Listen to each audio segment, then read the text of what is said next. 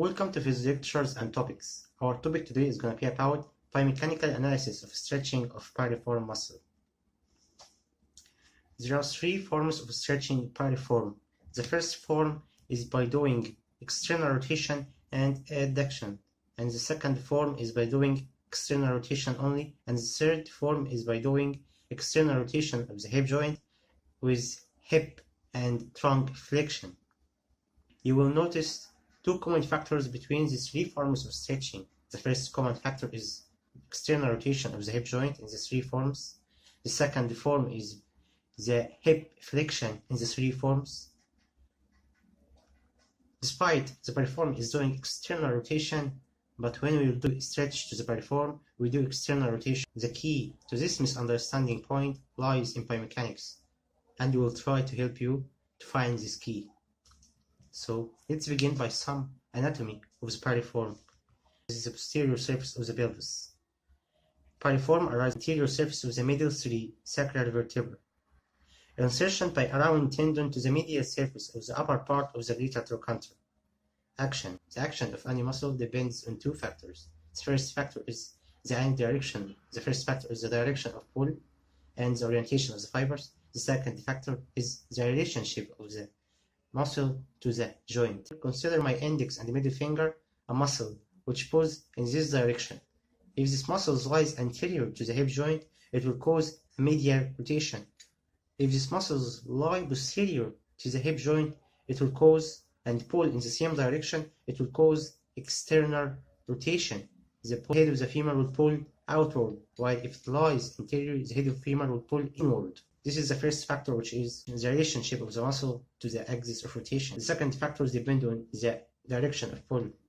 If the muscle is direction of pull is in horizontal direction, it will cause medial and lateral rotation, according it is anterior or posterior to the axis of the hip joint. But if this muscle, for example, is anterior to the hip joint and its direction of pull is, for example, oblique, like that, it will cause adduction. It will cause medial rotation and abduction, and the same will happen if the muscle is posterior to the hip joint. It will cause lateral rotation and abduction.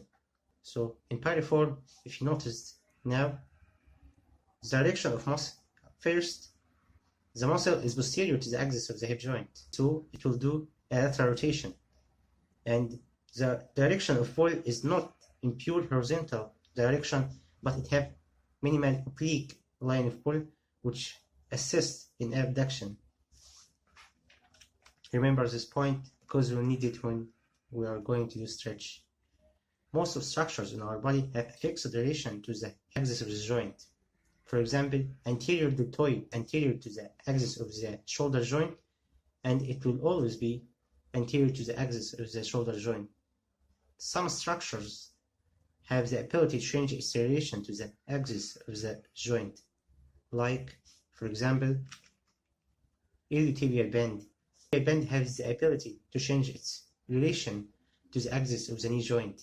At 30 degrees of flexion, iliotibial band will be in the same line of the axis of the knee joint. From 30 to 0 degree of extension, which is in picture P, iliotibial band will be in front of axis of the knee joint, so pull of iliotibial band will cause extension of the knee joint.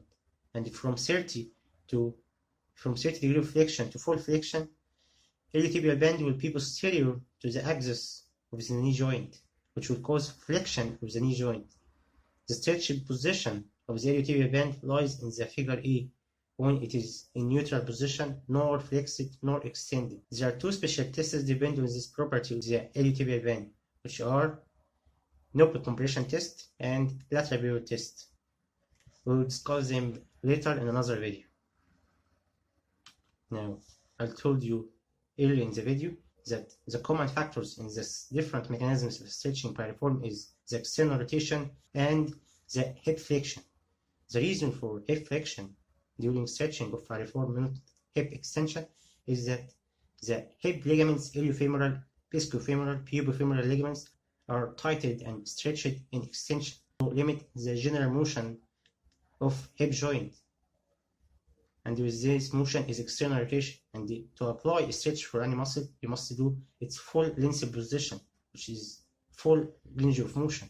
So hip extension will limit stretching of piriform. So we prefer to do stretching of piriform in hip flexion. When we do hip flexion during stretching of piriform, we'll observe that 6 to 90 degree of flexion. This is the picture.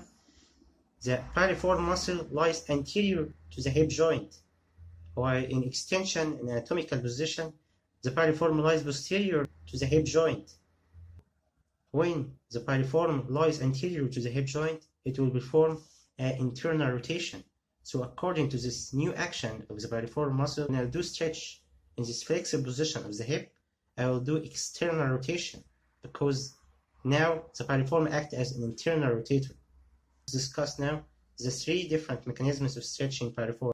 Notice that the 3 forms, as I told you earlier, have hip flexion, have external rotation. The first picture is point of adduction. As I told you, that piriform not in a horizontal direction.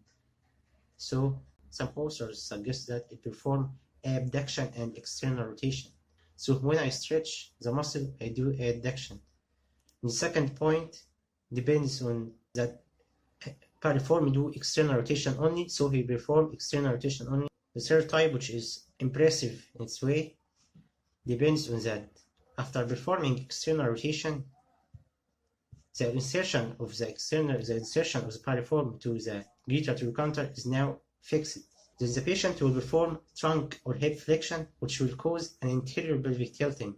When anterior pelvic tilting, the pelvis will be rotated anteriorly. So the sacrum will move upward. When the sacrum will move upward, it forms the origin of the piriform. So I'm stretching now the piriform from its origin. This is the idea of doing hip and trunk flexion during stretch of piriform. See you in another video.